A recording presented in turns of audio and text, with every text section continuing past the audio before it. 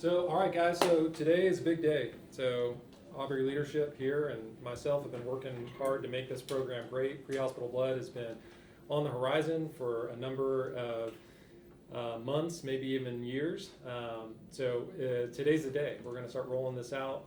We've worked a lot with both the hospital, the blood bank, the lab, and both the trauma teams, the ER teams, and tried to collaborate. This is one of those programs where we can't just do this on our own. We have to get the buy-in from everybody. And so we've been working hard in the background to try to get this program up and running. Today we kind of pass the torch to you guys. So one of you guys in this room might be the first to ever give whole blood in the field. So everybody's pointing at Pierce over there.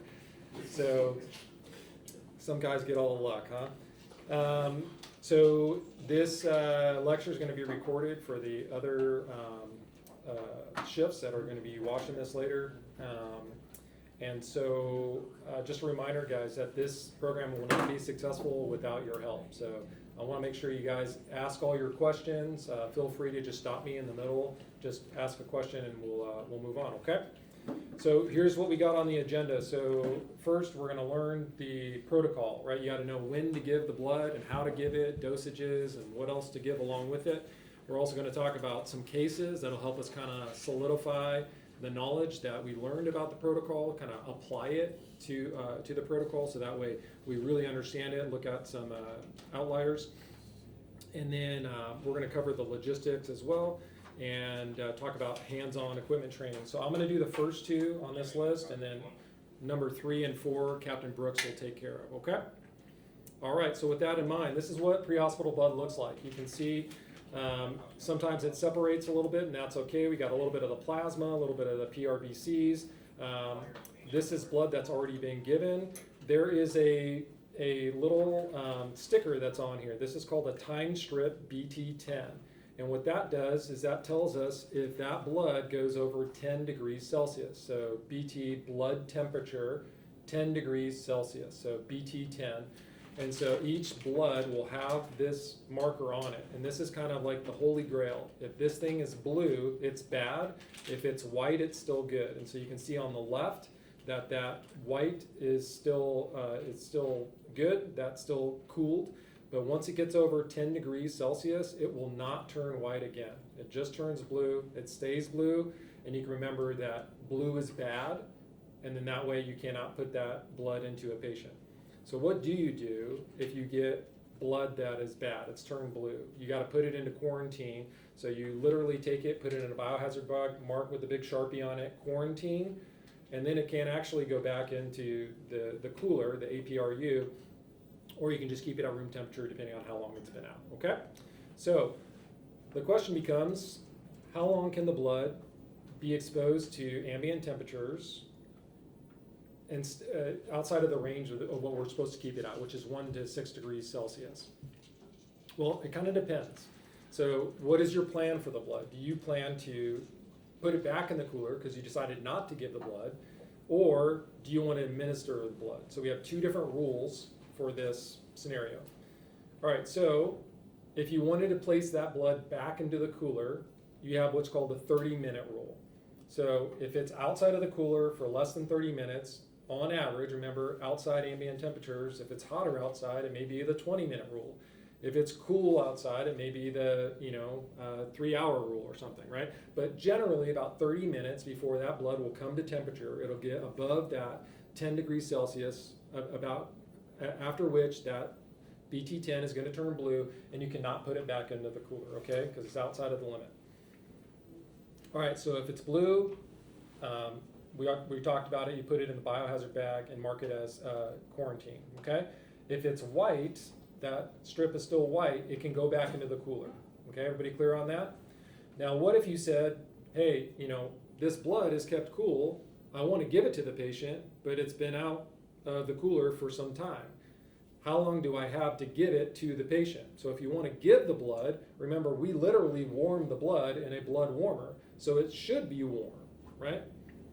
So how long do you have before you can give that blood that's kind of come to room temperature? Well, you've got about 4 hours. So now we have the 4-hour rule. And this is really only to stop bacterial growth in the blood. So after 4 hours, you start to get enough bacterial growth that it's actually harmful to give it to the patient. So that's the only reason why we have that limit, okay? So remember, if you want to put it back into the cooler, that time strip cannot be blue, and usually it's less than 30 minutes to get it back into the cooler, okay? But it's got to be a white sticker on there. That BT10 has to still be white. And if you do want to give the blood, you've got about 4 hours to give it, okay? But you'll have plenty of time. You'll be making, I mean, if you're on a 4-hour transport, we got bigger problems, right? All right, so everybody got a copy of the protocol? All right, so the much awaited protocol, here we go. All right, so this is the most updated version. Yours should read 421.26 at the top. Everybody got that? All right. All right, so we're going to start with the name of this. So it's not just blood, it's the pre-hospital blood and TXA protocol. So we can see that just about any time we're going to give blood, we probably should also be giving TXA. The only exception to that is in GI bleeding, okay? So as you might remember from your protocol, that if you have GI bleeding, we do not give TXA, and the reason why is because it gets worse outcomes. When you get worse clotting if you give TXA to a GI bleed. All right, so we can see here that pre-hospital blood should be given when? For hemorrhagic shock. All right, so remember, there's different types of shock, right? So somebody just yell out, what's another type of shock other than hemorrhagic shock? Septic shock. Okay, what else? Neurogenic shock. Cardiogenic shock. All right, are we giving blood for those other types of shock? All right, will you have bad vital signs with other types of shock? Yes. Hypotension, tachycardia, increased shock index, all those things. But it's not because of hemorrhage, okay? So we're only going to give blood when people are losing blood, right? I know this sounds incredibly simple, but until we really think about it, sometimes we can lose the forest from the trees. All right, so if somebody has hemorrhagic shock, remember, they've lost blood. That's blood that's been lost externally, super easy to see. There's red stuff on the ground, right? Internally, a little bit harder to see, right? Because you could be bleeding into the pelvis, into the lung space, right? Into the belly. And so those are going to be a little bit harder to recognize. But basically, they're going to fall into 3 categories. Trauma, right? Internal or external bleeding from trauma. And that can either be blunt or penetrating. And with penetrating, it's a real high likelihood that they would need pre-hospital blood. The second category is, of course, GI bleeding. And give me an example of somebody with GI bleeding that might need blood. You think about like your cirrhotic patient, right? Esophageal varices, which are common in cirrhosis. They can bleed out like that, okay? So someone who has got cirrhosis, known history, they say, hey, I've been vomiting blood. Take that patient very serious because they can get really sick really fast. Dump their blood pressure, and then they could go into cardiac arrest from hypovolemic shock, right? Going into decompensation. All right, lower GI bleed, right? Black stools, right? Maybe they're on a blood thinner. That's another patient we're going to think about. And then their third category is OBGYN bleeding. So the most common one is postpartum hemorrhage. So I just delivered a baby, either vaginally or through cesarean. That process, you lose blood, especially if it's a cesarean, because you lose blood from the actual surgery. That can lead to a lower level of anemia to start, and then they start to have postpartum hemorrhage. Now you're going to go over the cliff. Your hemoglobin's going to drop, and you're going to need pre-hospital blood, okay? So sometimes we'll say heavy vaginal bleeding. Let's put a definition on this. What is the definition of heavy or significant vaginal bleeding? It'd be about 1 pad per hour is kind of where we draw the line. If that's 1 pad per hour, especially if it's multiple hours, that's pretty significant, and we would take that very serious. Look at the vital signs. All right, so now that we've decided who is going to get the blood, people in hemorrhagic shock, not septic shock, not cardiogenic shock, just hemorrhagic. We suspect they're losing blood for one of these 3 reasons: trauma, GI bleeding, OBGYN bleeding. Now we're going to split them into 2 categories: less than 15 or greater than 15. Okay, so we'll start with the adults because we're usually more comfortable with them. All right, so we're going to look at these 4 criteria. And when you take out traumatic arrest, it's really only 3 criteria.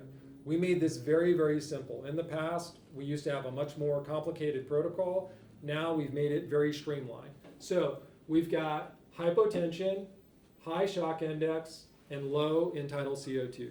Those are your criteria. If you have one physiologic sign, you can give pre-hospital blood. Okay, so remember again, you've got suspected hemorrhagic shock, and then you've got a low blood pressure. We're going to draw the cutoff at 90 systolic. You could give blood. If you have a shock index greater than 1, all right, let's double click on shock index. What is that? Well, lucky for you, I put it in the protocol here.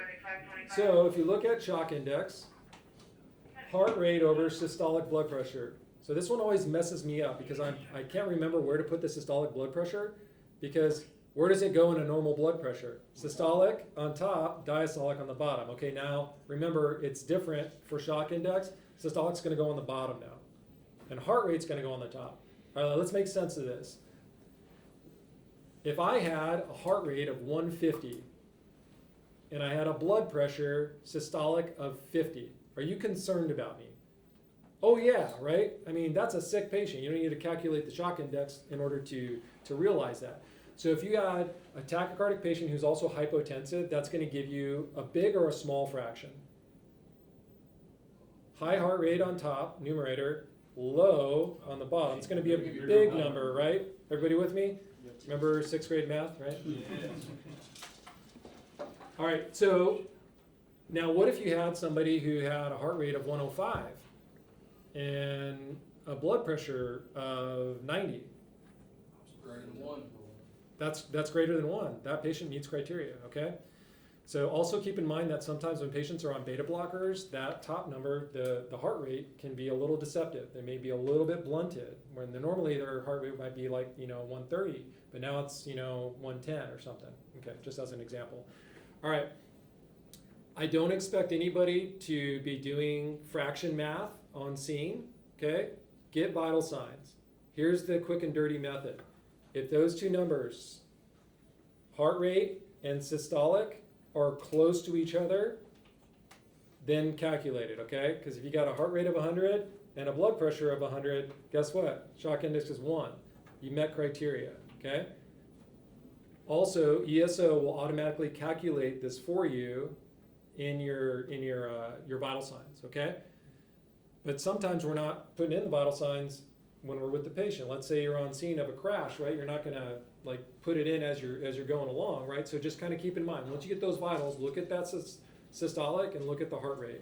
If they're approaching each other, they're getting close together, those two numbers are almost the same number, that's a bad sign, okay? Questions on shock index. This is kind of a new concept for some of us. It's a very sophisticated way to tell about shock, right? Because what happens when you lose blood? Your blood pressure goes down. So what does your heart rate do to compensate? It goes up. So the cool thing is that shock index looks at both of those things and says, hey, high heart rate, low blood pressure, that gives us a high shock index. We're really, really in shock now, okay? That's a technical term, really, really in shock. All right, end-tidal CO2. Why does a low end-tidal CO2 indicate shock? Well, because end-tidal CO2 is really just a surrogate marker for poor perfusion, right? Now, poor perfusion from what? Anything, right? So remember how we get this number, okay? So for me, I don't like to remember things. I want to understand why. So why is low end-tidal CO2 a marker of poor perfusion? Well, remember how you get the CO2. You exhale it, right? And we measure it on our nasal prongs, okay? Well, Dr. Maynard, can't you just breathe fast, breathe off CO2, and then won't that drop your end-tidal CO2? It will, but only transiently and only so much, okay? So if you guys were to guess, if I put Brazil, is it Brazil or Brazil? Okay, Brazil. Trying to jazz it My up. pronunciation was wrong.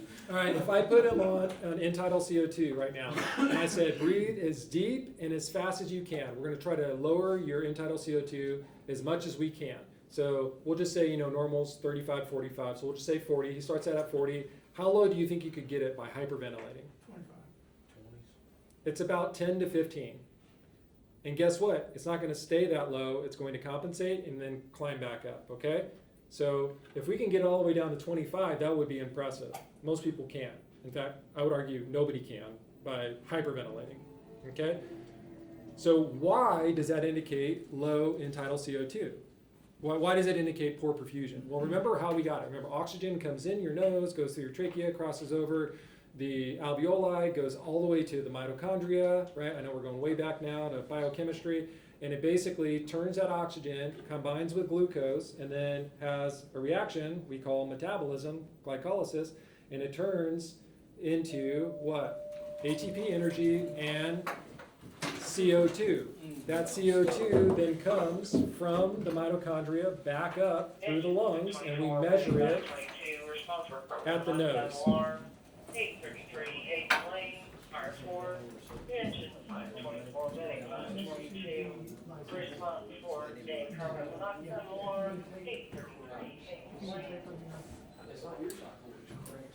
So because the ventilatory status is increased, it doesn't necessarily mean the respiratory status is increased. Correct. So you can still produce CO2, right? So remember, what is the body going to do when it's in shock? It's going to shunt blood from the periphery, which normally was getting oxygen and then producing CO2, bringing it back to the lungs to exhale. And now you're not getting that amount of CO2 from the periphery. You're only getting it from the core. That's why that number drops. Okay? Yeah, question. So with the LVAD patients, is this why you would use Intal to indicate if they're perfusing poorly? Yes, correct. Yeah, because it's going to be a marker of perfusion, right? So now remember, a septic patient will also have a low end-tidal CO2, but not because they're losing blood, but because they have vasodilation, because they have leaky blood vessels from cytokine storm, right? So remember, this is only in a patient with hemorrhagic shock, and they have poor perfusion. Okay, that's when that marker comes in. Okay, make sense? All right, I know we're drilling down on this really hard, but I want to make sure you guys understand the criteria. Okay, now let's talk about traumatic arrest. So what if somebody is in VFib, they have blunt trauma to the chest, no pulse, VFib, what's our next step? Shock them, right? VFib, I mean, you shock all day, every day, right? And if they still don't have a pulse, right, we're doing our 3-hole punch, right? Bilateral finger thoracostomy, pericardocentesis, we're getting an airway, we're giving oxygen, we're resuscitating, we're doing all our cardiac arrest, traumatic cardiac arrest procedures, right? Everybody with me? Okay, very good. All right, now what if they're in asystole? Are we gonna give them blood? No, because remember, according to the traumatic cardiac arrest algorithm, we call those patients because they have a very low chance of survival. Make sense? All right, so only VFib, pulseless VT, or PEA. Those are the only patients we're going to give blood to in cardiac arrest, traumatic cardiac arrest, okay? All right, same would apply for like a GI bleed, right? Or postpartum hemorrhage bleed. If they're in asystole, you can decide. If you want to resuscitate, it's probably a med control call at that point because the protocol actually doesn't say for those two criteria.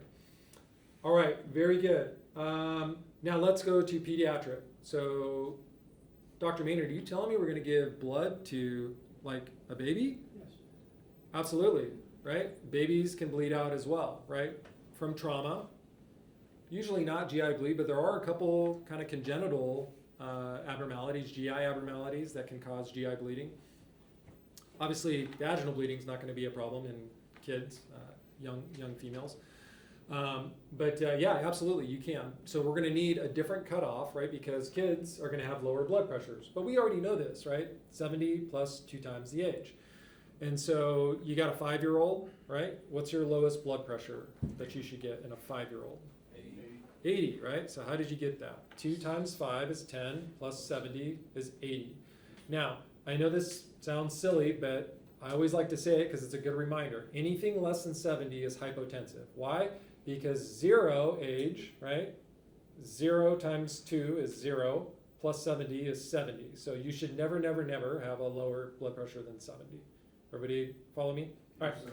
Very good. Okay, and the shock index stays the same, end-tidal CO2 stays the same, traumatic arrest stays the same. Okay? So on PDs, aren't they always greater than 1 generally, unless they're braided apart? So not necessarily because, so the shock index, yeah. So we would have to to pair with it hemorrhagic shock along with, but you're right, a lot of times they're gonna meet criteria. So it really is a judgment call at that point. If you think that, they're pale, they're diaphoretic, right? They're showing other signs that they're bleeding out. But that's a really good point, that a lot of times their shock index will be higher because it's more so developed for adults, that we're still gonna use it for children. The truth is that we're probably not gonna give a lot of blood to kids, right? Most of them are gonna be adults. So instead of having a separate criteria with so just as background, some studies use 0.9 shock index as a cutoff. I didn't want to do that to you guys and have you do a 0.9 calculation, 90%, right? That gets a little bit too much, but we can calculate 1, right? The number on top and the bottom are the same, right? That's 1, right? Okay, very, very good. So we've kind of talked about all of this. So contraindications, if somebody has an objective, right? They're Jehovah's Witness, they don't want blood, we don't give it. We want to make sure they understand the implications of that. They'll probably pass away if they truly are in hemorrhagic shock, which is what we should be giving it for. All right, consent. We're going to go ahead and consent the patient using the following phrasing. So we put it in the protocol so you don't have to think about it. You just read this to them. Now, the question becomes, well, what if the patient is unconscious? Well, it's implied consent, right? But if they're conscious enough, we think it's hemorrhagic shock and they meet one of the physiologic signs, they meet criteria, but they're still conscious enough to have a conversation about the risk and the benefit, we should inform them of the risk, okay? Now the risk is pretty low compared to the benefit, so typically it's a good idea to receive blood. All right, so you just read this to them. We believe that the patient or you have a life-threatening hemorrhagic shock, which is poor perfusion to vital organs, and the benefit of blood transfusion outweighs the risk. The risks include allergic reaction, transfusion reaction, and then transmission of disease such as HIV or hepatitis. But the risk of getting one of these diseases is 1 in a million. Do you consent to the transfusion? Okay? Any questions about the consent? Pretty straightforward, right? All right, so we already talked about this. If the patient doesn't have capacity, we make it for them. We make the decision for them, right? And we already talked about Jehovah's Witness. All right, so now that we've covered page 1, and we've got an idea of when to give blood, let's talk about how to give blood. And that's the second page. All right, so you can see we're going to prepare all the appropriate equipment. Oh, go ahead. I was what about, this may, patients with anemia, history of anemia, and they say, yeah, usually I need a transfusion. I know it's not indicated in our protocol, but would this be the same thing that we're doing for hemorrhagic shock patients? It's going to be the same thing they get in the hospital? Is it the same product is what you're asking? Okay, so the question is, are we giving the same type of blood? The answer is it depends on which hospital. So most hospitals are going to give packed red blood cells. That's kind of the standard. So if you remember from the video, we split up blood into 3 different components, and we call that component therapy. So the oxygen carrying capacity is from the PRBCs, the packed red blood cells. The platelets do the first step of clotting, and then the clotting factors, or the rest of the plasma, has the second step of clotting. So that's called FFP, or fresh frozen plasma. We're using whole blood, which combines all 3 into 1, and that has everything that you need to stop life-threatening hemorrhage. So your question is, if the patient's going to go to the hospital and get the blood transfusion, why not just give it in the field? Is that what you're asking? Kind of. I've had a patient in the past, and his heart rate is 150, 160, younger, maybe around 20, but and his pressure was high 90s, so it'd be greater than that shock index. Yeah, It wouldn't yeah. meet the 90, but the only reason he found it is because he continuously took his vitals and found the tachycardia. But he said he's anemic. This happened before. They give me a transfusion.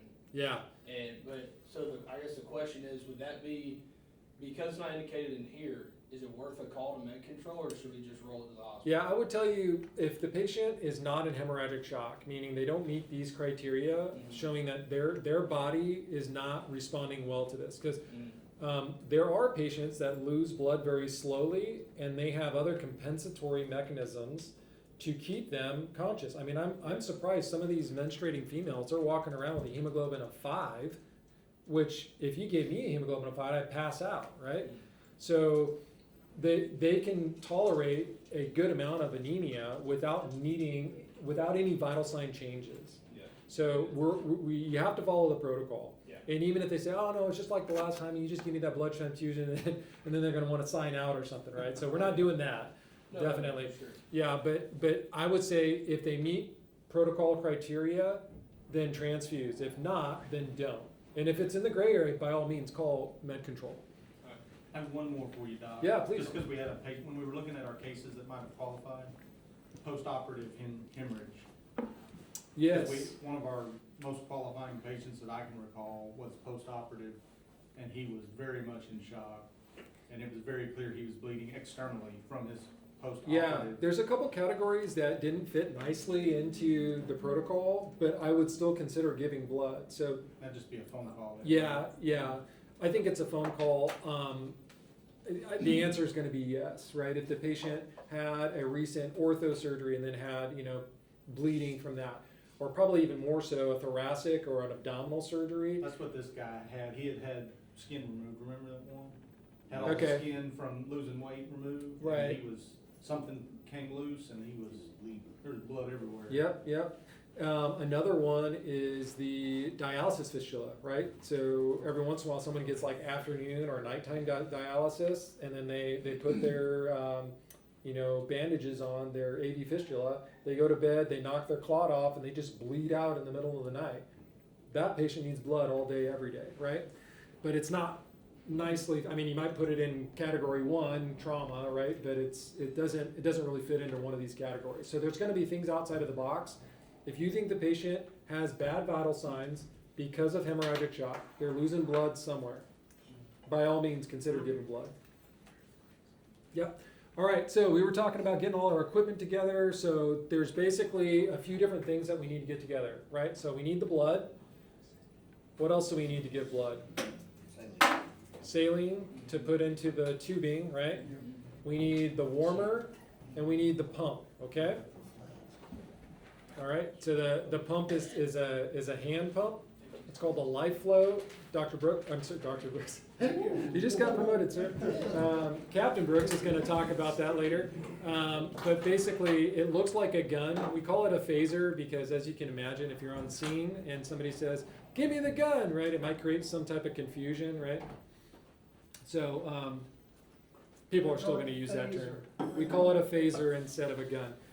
All right, so make sure you get all your equipment. Make sure that you have either IV or IO access. You can give blood through the IO. And generally you want to get 2 IVs, and you'll see why in a minute. But like any sick patient, like a sepsis patient, like a unstable hypotensive patient, 2 IVs is a good idea. Okay, so you want to make sure that 2 paramedics look at the blood. So you want to make sure that it's not expired. But remember, the battalion chief or Captain/Dr. Brooks is going to be checking it on a regular basis to make sure that it's not expired. Make sure that the bag's not ruptured, and make sure there's no clots in the bag. There should not be, okay, if we're doing our daily checks, okay? So just kind of quickly inspect it, make sure that the blood is good. And then now we're going to split into 3 different categories. And you can see there that we're going to give 1 unit of blood if they're from 6 to 6 and up. So let's say you give a unit of blood and the patient still is hypotensive. Can you give another unit? Absolutely. We're going to have 2 units, but that's it. That's all we have until we get them to the hospital. That's probably enough, okay, for most patients. But your goal is to get their blood pressure above 90, okay? So if you give a unit and their blood pressure is above 90, that's great. Or if it's pediatric, 70 plus 2 times age. If you get them above that goal, then you're good to go. You don't need to give the second unit. Everybody clear on that? When to stop transfusions? Okay. All right, calcium gluconate. We're going to give that as well, but we're not going to give it through the same line as the blood. So does everybody understand why? So blood has a preservative called citrate in it. And so when we give that to the patient, it gets into their bloodstream, and then it starts to sequester calcium. So patients can get hypocalcemic, low calcium. So we're going to give them calcium. So it doesn't make any sense to put calcium into the bloodline because it's going to clot, right? As soon as that blood that's been preserved sees the calcium, it's going to know now it's time to clot, okay? Because it now has the calcium to make clots. And so we want to make sure that it doesn't go in the same line. All right, so if you've got two lines, you can put the calcium and the TXA in one line, and then on the other line do your blood, if that makes sense. All right? The other thing that we talked about is that you don't have to wait for blood to arrive. You could pre-treat with the calcium and TXA, or you can give the blood and then later give the TXA and calcium. It's not like they have to go in at the exact same time, okay? All right. And you've got the dosages there. And remember, TXA, you're going to give it for any time you're giving blood transfusion, except which type of patients? GI bleeds. Good. All right. And just as a reminder, make sure that anytime you're giving blood, you tell the staff what you gave, the amount, how many units, what type of product was, and basically we're only giving type O positive blood, okay? But you gotta tell if it was whole blood, or if for some reason we didn't have access to whole blood because of supply and demand, that we gave packed red blood cells instead, okay? But it's pretty easy because you just read it off of the blood packaging, okay? And then how much calcium and how much TXA you gave, okay? So give them the times and the routes and all those things, okay? So the big take home is just don't put the TXA, really it's the calcium that you have to worry about. The TXA is fine if it goes in the same line as the blood. It's the calcium that you don't want to mix with the blood. So calcium never goes in the same line as blood. Questions on this last page before we move on? Yes, sir. One question on that. If you can only get one IV, hold off on the calcium until you've flushed that line with saline, then give the calcium. Yes, correct. Yeah. Yep. Yep. So you don't want any blood in the line remaining until it's completely flushed. It's a dilution issue is really what it comes down to. Yes, sir. So if we have to drill, do we drill twice? You can. Yeah, you can get two IOs if you need to.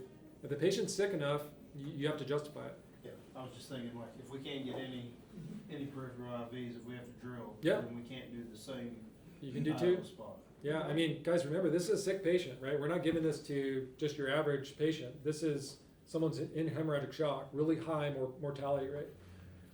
Don't forget your EJ. Yeah, you can do an EJ as well. Give me 1 second before you get to your question. Another thing that comes up is consenting. When do you consent? When do you not? We do this all the time, guys. Like when we intubate somebody, we don't consent them before. We consider it an emergency. It's implied consent. Okay, because we're not doing elective intubations in the field. So this is in a little bit of a different category, but we're always trying to balance between, hey, this is a true emergency, this patient needs this now, versus, hey, this is kind of a consent time, meaning that the patient is conscious enough and we should let them know about there is some risk, although it's a low risk, there is some risk. All right, go ahead, question?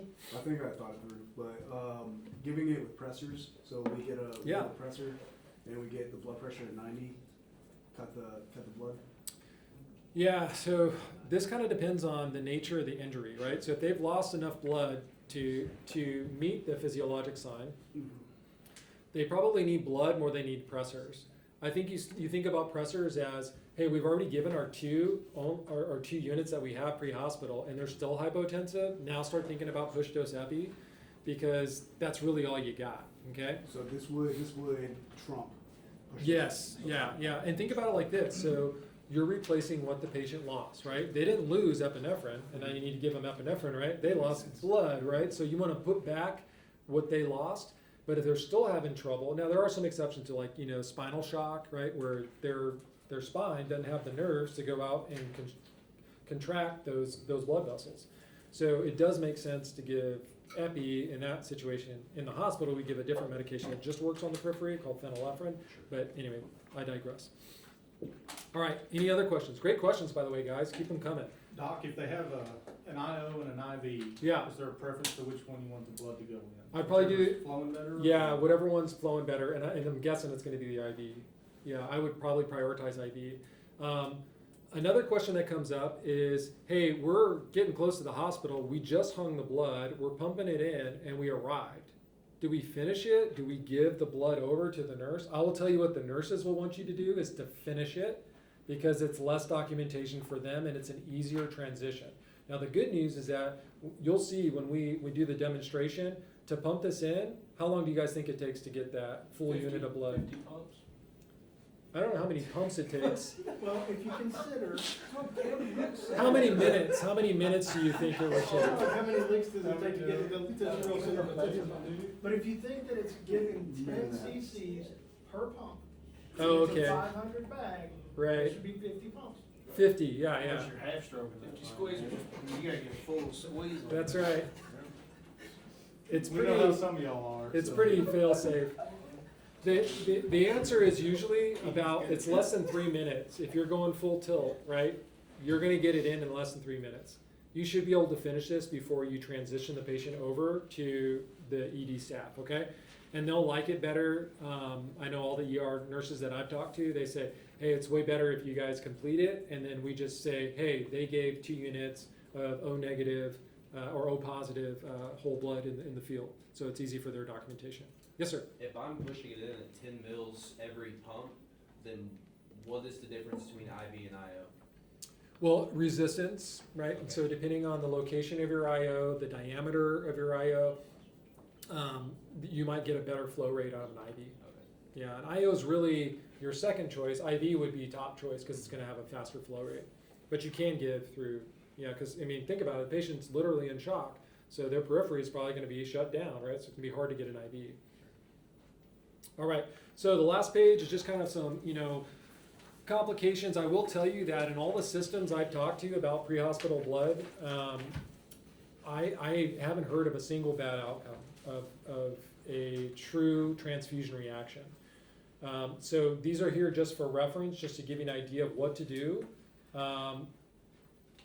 We can just go through it really quick. So febrile transfusion reaction, this is just a small increase in their temperature. So really, we should be checking a temperature before we give the blood. And then if they start to feel hot or we notice they're flush, we can check another temperature. And if that's the case, that their temperature has gone up, we can just give them Tylenol, and it's a very simple thing. We actually don't have to stop the transfusion, okay? If you're worried about a true transfusion reaction, this hemolytic transfusion reaction, then by all means stop the transfusion. Okay, and then allergic reaction, hives, just remember hives, okay? You're gonna see it usually at the site of the IV. You might see it on the chest, the throat at first. That's usually where they first show up. And then we know how to treat that, right? So Benadryl, steroids, and if they're bad enough, EpiIM. Cool? All right, infection. What will you see in the patient if they end up getting an infection from your blood transfusion? Nothing, right? You won't see anything at first because these are small amount of virus that takes a long time to, work. I mean, sometimes it's years before they develop any symptoms. So don't worry about infection right away, okay? All right, so special consideration. One of the things that we added was childbearing age. So anybody less than 55, that's when we start to worry about what's called RH alloimmunization, okay? This is where a patient, the recipient of the blood, has RH negative female. So they've never seen the RH antigen. So if you give them blood that has the positive, right, O positive is what we're giving, it has the RH antigen on it, then that female is going to develop an immunization against it, meaning it's going to develop antibodies against that RH. And it's only a problem for females of childbearing age, so that's going to be a problem for their next pregnancy because now they're going to have antibodies against RH, and if mom doesn't have the RH, but dad does and gives the RH to baby, now baby has the RH and mom's immune system is going to attack baby's RH. Everybody follow? You don't have to remember all this stuff. I'm just trying to be helpful to make it clear why we do this, okay?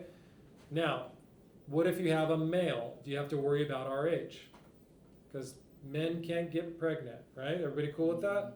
Yes. All right. We're on the same page. 2026, Doc. I know, if it was 2024, I would say we might have a conversation, but I think we're back from that. All right.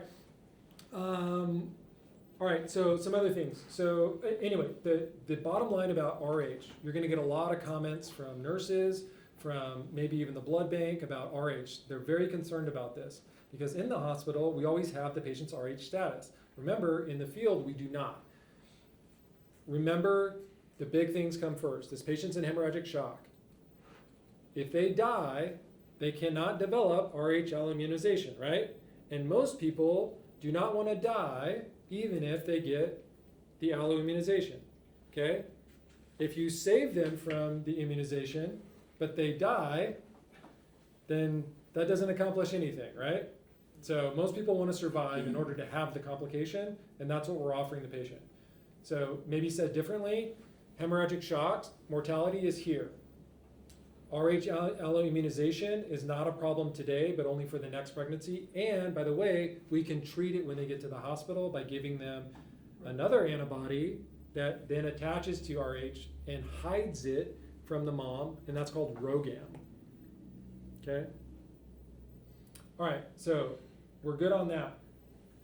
A grab bag of other things. Okay, so obviously if we're giving blood, probably want to go to a trauma center. They're familiar with blood and how to give it.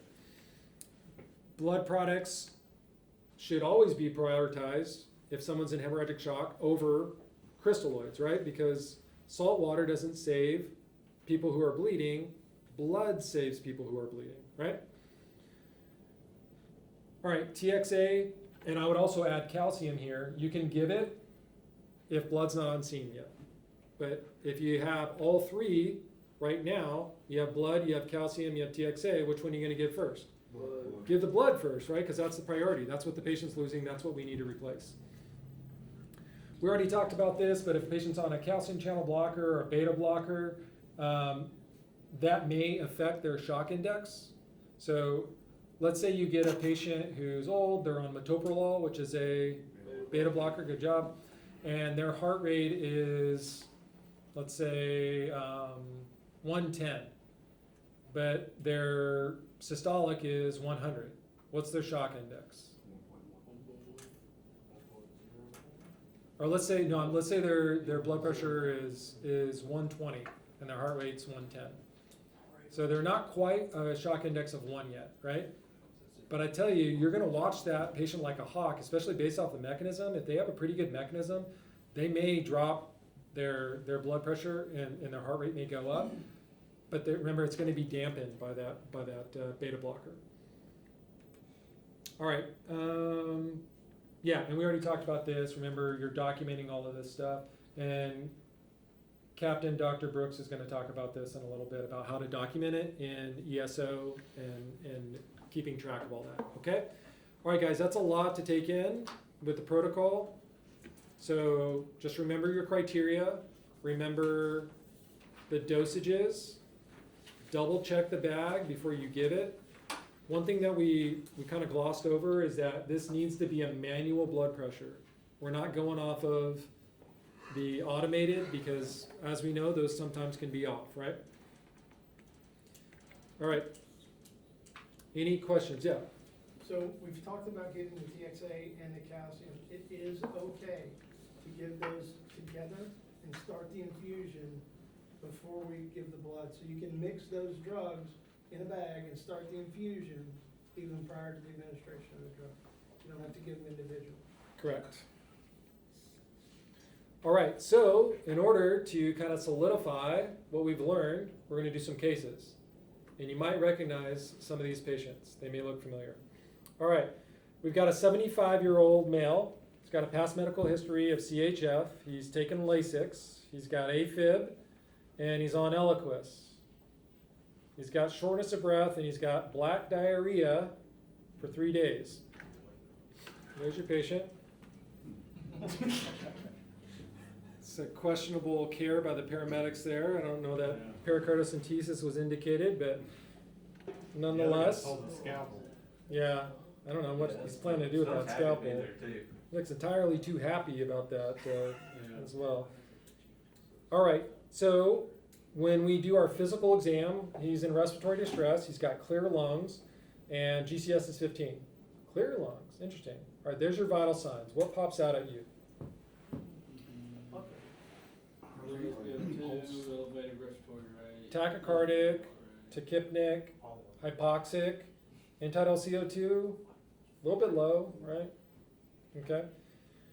All right, here's the class participation. So I'm going to give you multiple choice. If only life was this way.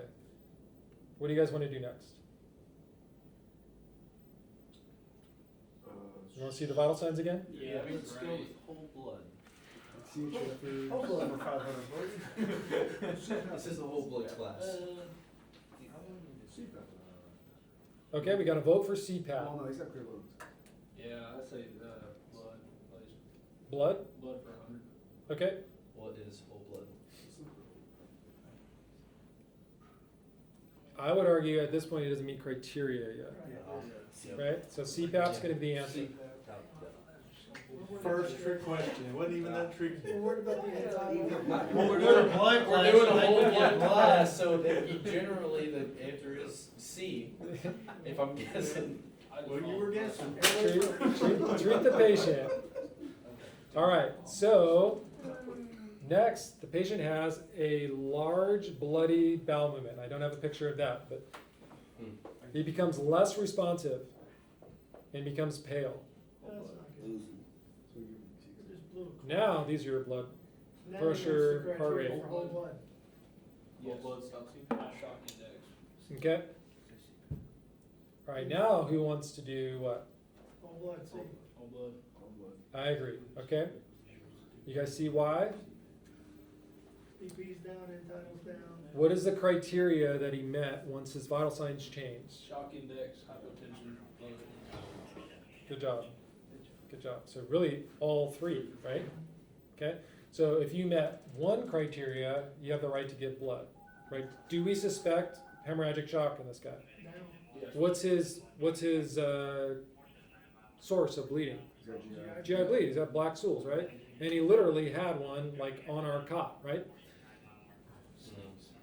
All right, so some key teaching points about this case is that anemia can cause shortness of breath, right? And I'm always forgetting this one because I'll have a female who has menstrual cycles and she's saying, I'm short of breath for, 3 months. And lung sounds are clear, chest x-ray is clear. And I'm like, what's causing? And the labs come back and her hemoglobin's 4, right? And I'm like, oh yeah, that's right. Remember, hemoglobin carries oxygen. And if you don't have enough of it, you can get short of breath, right? Fatigue, winded. All right. Also, another thing, when patient says I have black stools or bloody stools, they cannot be solid, okay? So in order to call it melena, it has to be loose. Okay, so we call it coffee ground emesis, it has to be loose. If it is hard stool and black, what could it be? Could be blueberry. Yeah, it could be, right. Yeah, literally. it could be iron. It could be iron, is one that causes constipation and black stools. And another one is Pepto-Bismol, believe it or not. Will cause black stools, but it won't cause diarrhea, black stools, or melena. Okay? All right, remember, we already talked about this. You only need one physiologic sign, but if you have more than one, then obviously that's even better. Gives you even more certainty that this patient is in hemorrhagic shock. All right, and some BMs indicate impending doom. This is a real thing. I used to think this was a strange thing, like when my attending would tell me this. But remember what's going on in the bowels, right? We can't see inside, so we have to kind of visualize it. So you imagine a colon that's filled with blood, and then all that blood comes out, right?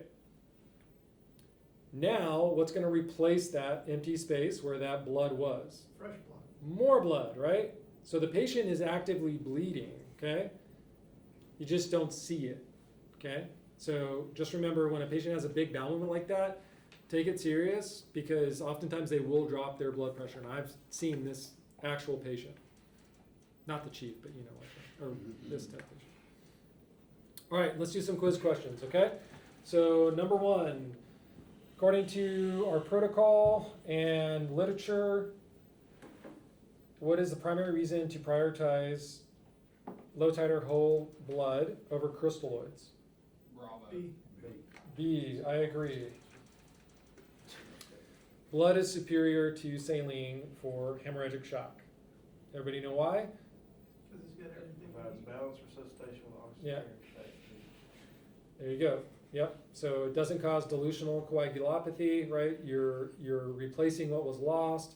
You have oxygen carrying capacity of blood, and you also have the clotting ability, whereas saline does neither of those. All right, number 2, what's most important, most appropriate management of patient with potential hypocalcemia when administering blood? Delta. Everybody agree? Yep. All right, good. What about, well, ignore it.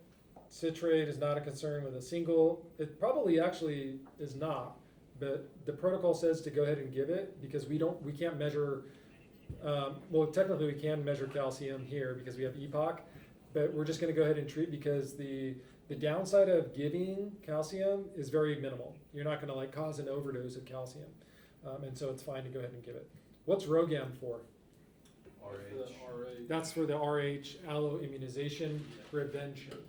Good. All right.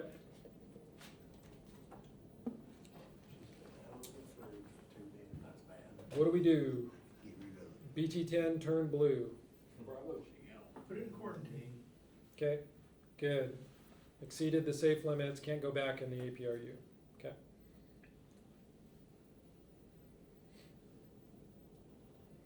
All right, number 4, the following is required for an adult patient greater than 15 to qualify for pre-hospital blood administration. This is basically, do you know the criteria?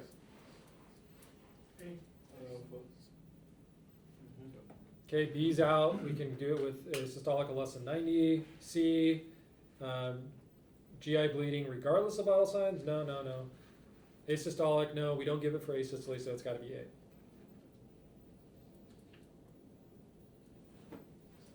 All right, what's the dose for calcium gluconate 0 to 5 years old?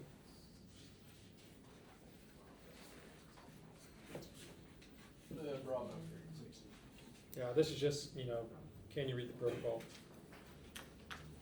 Yep, 60 mg per kg. Okay, a 28-year-old female is in hemorrhagic shock, postpartum bleeding. She's RH negative. We already know that. We know that she's RH negative. What should be prioritized?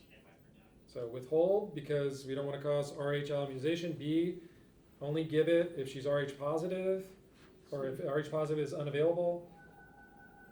Weigh the risk. Or D, administer RhoGAM. Well, we don't have RhoGAM, so that's probably out. Yep, C, good. All right. Patient's getting pre-hospital blood, gets a mild fever, temperature rises. Which complication occurred? B, good.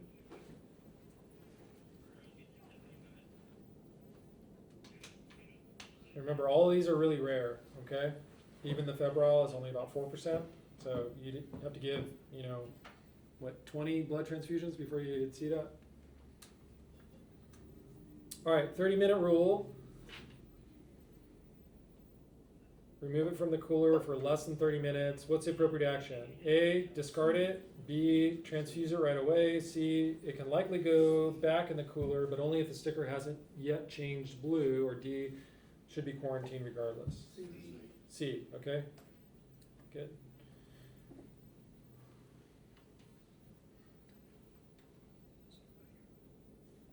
All right. 25-year-old postpartum hemorrhage meets criteria. Your pre-hospital blood unit is en route with an ETA of 5 minutes. You have 2 large bore IVs. What's your next step? Calcium TXA before the blood arrives. Everybody agree? Heredia, the battalion chief, drive less like a grandma. All right. Maybe A and D. Yeah, A and D. All right, so remember, we don't have to wait. We can give the calcium and TXA before, because we're going to give the blood. All right, and just a reminder, calcium never goes in the same IV tube as the blood, unless that blood's already in, you've completely transfused it. Ideally, you would like to have 2 IVs and just keep them separated. Just keep it simple. All right, this one's a little complicated, but this is kind of the only way I can make it work. So, all right, 25-year-old postpartum hemorrhage meets criteria. The pre-hospital blood unit is on scene now. Okay, we've got 2 IVs. On the left side, we're infusing the blood. The right side is just a saline log. Where are you going to give your calcium and TXA? Charlie, IVT. number 2. C? Yep. Not D? Ask the BC to give it? Yep, good. Everybody understand why? Okay. Yes. All right, we're going to do one more case, then we'll be done, okay? Or my part will be done. All right, now you have an 80-year-old MVC, major damage to the front, is complaining of abdominal pain. His only history is hypertension, and he takes metoprolol, which is a beta blocker. He does not take any oral anticoagulants, no blood thinners. There he is there. We got the same aggressive paramedics trying to do a craniotomy, I think, there.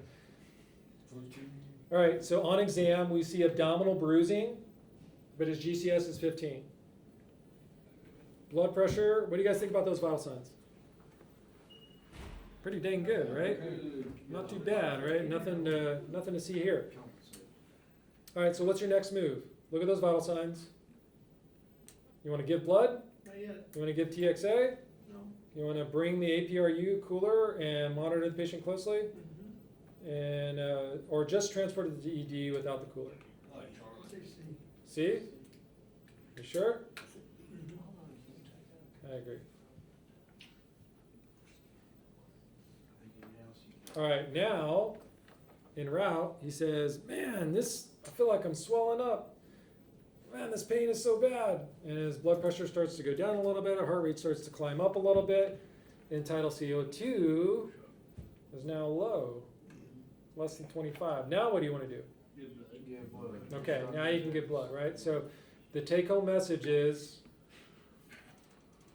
the patient doesn't always meet criteria when you meet them, but just wait, because they might, right? Because things change in EMS. We're familiar with this idea. So those are your criteria: shock index and end-tidal CO2 low. So when in doubt, bring the cooler with you, okay? How long does a cooler last for if it's not connected to the power source? You guys don't need to know this, but it's like 3 days, okay? It's up to 95 hours. Yeah, it's really long, right? So you'll be fine. If you're running the call for more than 3 days, there's a bigger problem Go going on on. back, I'll try to drive that. All right, shock index can be deceiving sometimes, right? Look at those vital signs. At first glance, you're like, systolic of 100, pulse of 105. I see this all day, no big deal. But not in a patient who has abdominal bruising. That's the difference now, okay? Also, he's on a beta blocker, so his heart rate would probably be like 120, but because he's on a beta blocker, it's lower, it's suppressing, okay? So pay attention to these patients on beta blockers, or really any rate controlling medication. All right, blunted tachycardia reflex, okay? And then also, patients over 65 has less physiologic reserve, so there's actually some literature that would say if a patient has a blood pressure of 110, we should transfuse. I didn't incorporate that into the protocol because I didn't want to make it too complicated. But just remember that. You got someone over 65, they will not tolerate a blood pressure, right? Because let's face it, what's a average, 65 plus blood pressure running at? High, right? That's why they're on the medications to keep it lower. So because they're normally high, they're not going to tolerate a low blood pressure. All right, and there's Michael Jordan, a proponent of pre-hospital blood. All right, so any questions? I'll tell you there's some questions that have come up, and I'll just kind of jump ahead of them if you want. We already talked about the different types of shock, so make sure you're only giving it if it's hemorrhagic shock, okay? Are we going to make mistakes and give blood inappropriately? Probably. Will I back you up if you stay within the protocol? Absolutely, okay? So just use your discretion. I don't want you guys to be afraid of giving blood, but also just know, if you make a mistake and you can justify why you gave it, it's gonna be fine, okay? Remember, blood is safe, but like any medication we give, it can cause complications if we're just haphazard about it. So be smart, know your protocol, but also don't be afraid of blood, okay? What if you have an MCI? You've got a car crash and you got 10 patients. Who do you give the blood to? Triage is the answer. There it is, my man. Okay, so there's no right answer here because it all depends on the situation. I can only tell you, survey all 10 patients. There's probably, 8 of them that are probably walking wounded, and you can just say, hey, if you need help, come over here, right? And then you segregate those. You go to the 2 that are sick, get the vital signs on them, right? Use your resources, have command on scene, take over, and then you assess your patients and probably give it to the sickest one. Or split it between, you got 2 units of blood, 1 for each if they both meet criteria, right? So there's no right answer here. The other thing is that sometimes when you're treating patients in an MCI, you'll realize you made the wrong first decision. That's fine, it's going to happen. Now make the right decision, okay? So obviously if they meet criteria to not resuscitate at all, don't give it to them because they're already dead, right? If they're in asystole, you're not gonna give them blood. You're not gonna use that resource. Make sense? Any other questions? The other question that comes up a lot, what if we're transporting and blood is coming to the scene, but they're still 10 minutes out? I think we can get to the hospital within 10 minutes going code 3. What should we do? Again, it's a judgment call, right? So remember, they're not gonna have blood just hung and waiting for you. So maybe add on another 5 minutes just as a buffer to make your decision. But you can also set everything up. And when you see how to set it up, you can get the warmer set up. You can spike your saline bag, get it all ready to go, get your hand pump ready, and then once blood arrives, you're connecting and you're pumping in, okay? So that setup usually is about 3 minutes, and then it's another 3 minutes to actually infuse the blood and to warm and pump the blood in, okay? So you start to do the math. You guys know this area better than I do. So when you're saying, hey, I think we're about 15 minutes out, but blood's 10 minutes out, man, it's kind of a draw. But if blood's only 5 minutes out, stay on scene and give the blood, okay? Because we're probably going to be able to get the blood in faster than the hospital will, unless we call ahead and we say, hey, this is a multi-system trauma alert, and they're hypotensive. We suspect hemorrhagic shock. They meet blood criteria for us. They're going to start getting the blood ready on scene in the trauma bay, so that when you arrive, they're ready and locked and loaded. Okay? So, Yeah. earlier you said if we were to spike a bag of the blood and we start transfusing, we don't finish our bag, you want us to wait and finish transfusing? Don't delay getting the patient over, but I'm just saying that it's easier for the hospital to have you complete the blood transfusion before. I'm not saying wait in the ambulance bay. I'm not saying don't put the patient onto the bed. I'm saying just keep going with the blood transfusion, because the nurses and the docs are going to be much happier not having to take over blood that came from someplace else. It is a huge mess for them if they have a transfusion reaction and then go back and find it, because now they're responsible for it. It's more of a logistical and a system issue. So because it only takes 3 minutes, there's really no reason why we can't just complete the medication, the blood, before we hand over the patient, if that makes sense. Good question. All right, guys. Unless there's any other questions, I guess we could take a break, Dr. Brooks, and then we'll... Yeah, in fact, I need to get the Station 2 crew that was on that CPR save